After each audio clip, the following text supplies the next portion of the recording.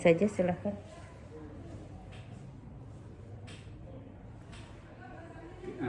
Assalamualaikum Bu Eti. Waalaikumsalam, Pak Marco. Apa kabar Bu Eti hari ini? Alhamdulillah baik, Pak Marco. Oke. Kayaknya Bu Eti ada yang ingin dibicarakan nih hari ini. Ada apa ya Bu Eti ya? Iya Pak, saya ini ingin membicarakan tentang masalah penilaian nih Pak. Oh begitu ya, penilaian. Berarti proses pembelajarannya sudah dilakukan. Sudah Pak, saya lakukan proses belajar baik yang sifatnya daring maupun PTM langsung Pak. Oh begitu ya Bu ya. Semua proses pembelajarannya sudah dilakukan dengan baik ya.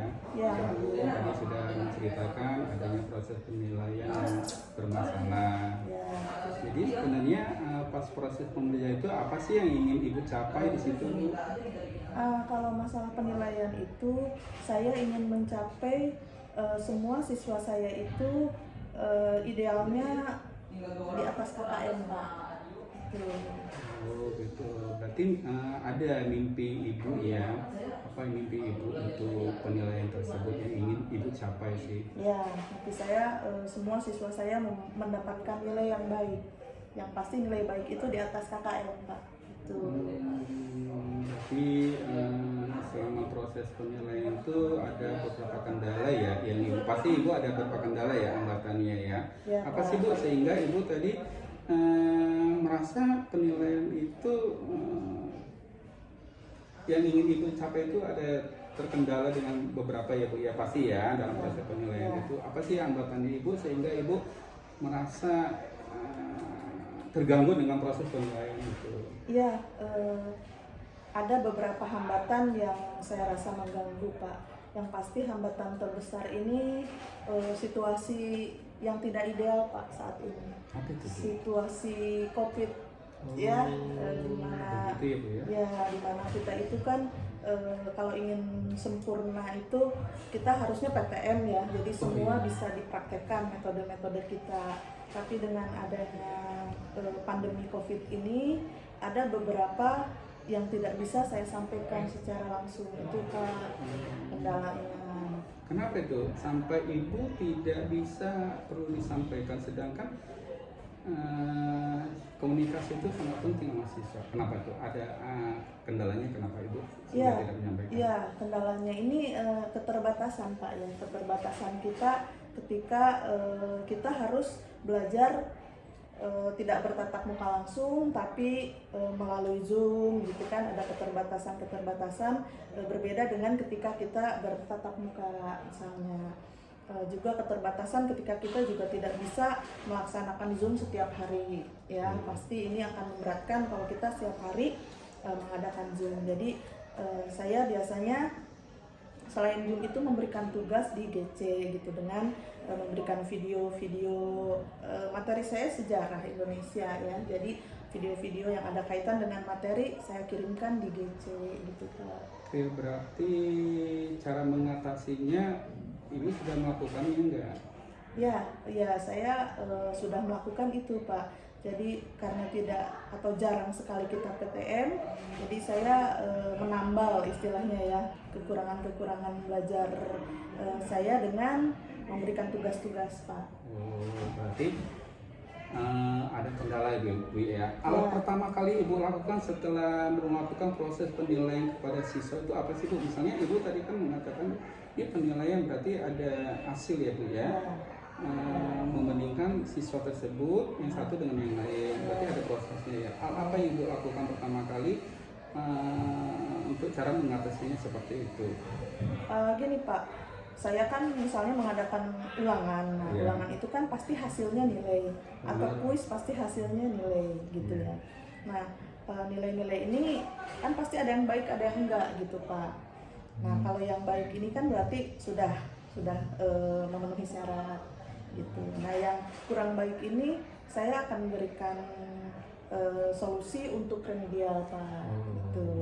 Jadi untuk memenuhi nilai yang saya inginkan yaitu di atas KKM, saya akan memberikan remedial, baik remedial ulangannya yang saya remedial atau remedial teaching. Saya mengajar kembali kepada mereka yang kurang secara khusus gitu. Berarti pengayaan. Apalagi sih Bu, cara mengatasi selain remedial ada lagi nggak? Kan setiap pembelajaran itu ada langkah-langkah yang Ibu lakukan. Apa aja sih Bu langkah-langkah yang Ibu lakukan sebelum melakukan remedial? Kan ada lagi ya untuk mengidentifikasi permasalahan anak sehingga nilainya seperti itu Bu. Ya, kadang kendalanya gini, ada beberapa anak yang kita sudah kasih remedial ya, tapi nilainya masih jelek juga gitu Pak ya. Nah, sementara kan impian saya gitu, harapan saya itu kan di atas KKM gitu.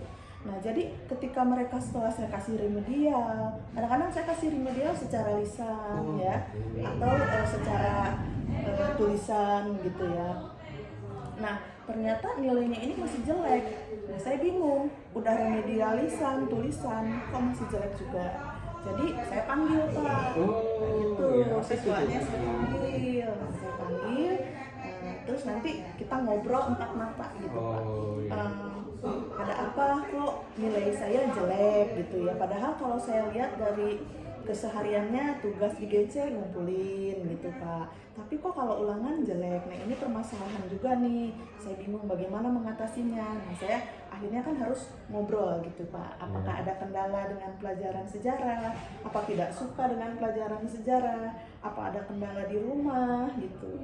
Banyak sekali kendala yang bisa timbul dari anak, dari Iya, berarti Ibu sudah melakukan tindakan lagi. Secara global, Ibu sudah melakukan beberapa refleksi berarti ya Bu. Apa yang diinginkan mereka itu apa sih Bu, siswa itu sehingga Ibu akan melakukan lagi pembelajaran berikutnya. Ya, secara umum sih yang diinginkan siswa ya mereka pasti dong ingin nilai yang baik ya, mereka pasti ingin nilai yang baik. Dan mereka ingin saya memperhatikan mereka, pasti memperhatikan mereka dari gaya belajarnya, dari kesiapan mereka belajar. Kemudian dari ini loh, apa ya, satu lagi tuh yang saya suka perhatikan ya, selain gaya belajar, kesiapan belajar, juga sikap mental mereka ketika belajar Pak. Perlu dimotivasi Bu ya? Ya, saya harus memotivasi mereka, membangkitkan semangat mereka gitu. Kadang kalau sebelum saya mulai mengajar itu, saya sejarah, misalnya saya ngajar proklamasi gitu, saya akan mengajak mereka bernyanyi dulu Pak. Gitu. Berarti Ibu telah melakukan bagaimana anak itu menyenangkan ya belajar ya? Dengan cara tadi yang tadi Ibu katakan tadi. Ya, belajar harus menyenangkan buat mereka Pak. Jadi dibangkitkan dulu semangat. Misalnya sebelum saya Zoom sambil menunggu anak-anak yang lain hadir, kan kadang nggak bareng ya Pak. Ada yang datangnya 5 menit, kemudian 1 menit. Ayo kita sambil nunggu, kita nyanyi dulu 17 Agustus. Nah gitu Pak, jadi kan semangat. Benar, Bu. Gitu. Gitu ya Bu ya, berarti Ibu telah melakukan rancangan ya. Ibu merasa nggak setelah melakukan rancangan ini itu tadi Ibu melakukan remedial, pengayaan, tanda-tanda anak itu berasal atau tidak, apa itu Ibu pernah melakukannya, apa tanda-tandanya? Saya telah melakukan seperti ini gitu kan, seperti melakukan perombakan tadi Ibu telah mengatakan tadi 3 kebutuhan siswa ya, secara tidak langsungnya Ibu telah tadi mengatakan kesiapan belajar, Ibu harus melakukan itu, minat belajar dan atau mental anak itu tersebut, yang itu gaya belajar. Berarti Ibu sudah melakukannya. Tanda-tandanya apa sih Bu? Ibu menggantikan mode pembelajaran itu, Ibu merasakan ada tanda-tandanya. Apa sih Bu tanda-tandanya Bu? Tanda-tanda ada perubahan Iya, dari benar, siswa Bu. gitu ya. Jadi kelihatan Pak, dari nanti nilainya mereka itu ada peningkatan atau enggak. Terutama benar, saya akan melihat di nilai akhir Pak. Benar. Dinilai setelah kan kita mengadakan kuis, mengadakan ulangan harian, dan di akhirnya kan ada PTS gitu Pak. Nanti saya akan lihat di akhirnya nih anak ada perubahan nggak di PTS-nya. Nah, paling akhir nanti kan di UAS ya, di akhir semester. Ada beberapa anak yang memang meningkat Pak hasilnya gitu ya, dan mereka juga kan sering WA-an ya sama saya, Bu ternyata setelah mengikuti saran Ibu begini saya ada perubahan Bu gitu, yang tadinya misalnya nih tidak suka dengan pelajaran sejarah jadi suka gitu loh, karena tadi saya berusaha untuk gimana caranya anak ini senang belajar dengan kita gitu. Tadi Ibu telah menceritakan berarti ada rasa tanggung jawab ya Bu ya. Ya, jelas. Selama Ibu mengatasi itu dengan rasa tanggung jawab Ibu itu, Ibu sebenarnya tadi berkeluh kesah ya otomatis ya Bu ya, dengan cara proses pembelajaran, dengan penilaian. Iya, betul. Ibu biasanya minta bantuan sama siapa sih Bu untuk mengatasi itu Bu? Nah, saya kadang-kadang sharing Pak. Jadi kadang-kadang kita kan harus membutuhkan nggak pemikiran sendiri aja Pak. Kita juga membutuhkan gimana nih saran dari orang, gimana nih kalau kita sharing dengan orang lain gitu. Nah, saya tuh suka sharing dengan sesama guru sejarah gitu kan, atau sesama yang satu rumpun. Kan ada satu lagi ada sejarah peminatan.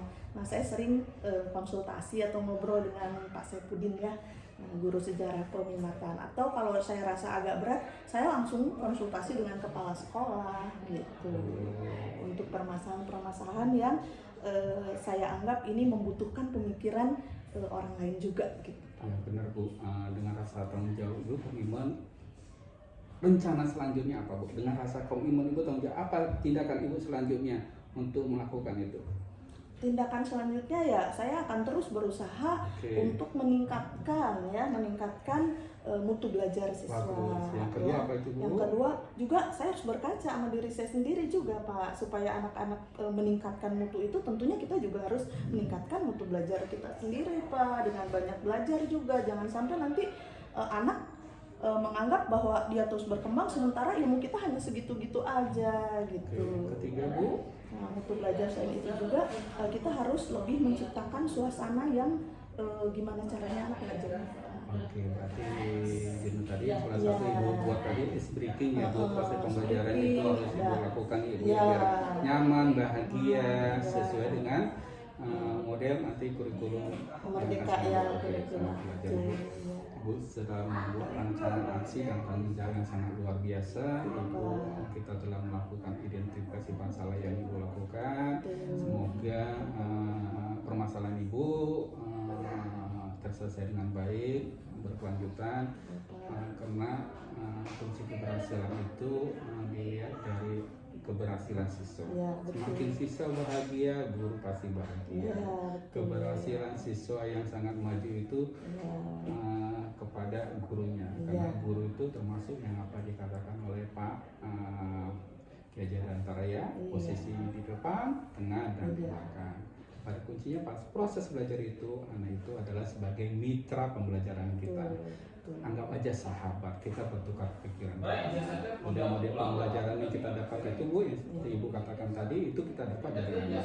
Terjadinya proses belajar mengajar. Refleksi yang sangat ada tindak lanjut Bu ya. Ibu pasti akan melakukan tindak lanjut tadi seperti Ibu katakan tadi. Solusinya seperti itu. Saya ucapkan terima kasih Ibu. Ya Pak, saya juga berterima kasih kepada Bapak Marco yang sudah banyak memberi masukan juga kepada saya. Terima kasih.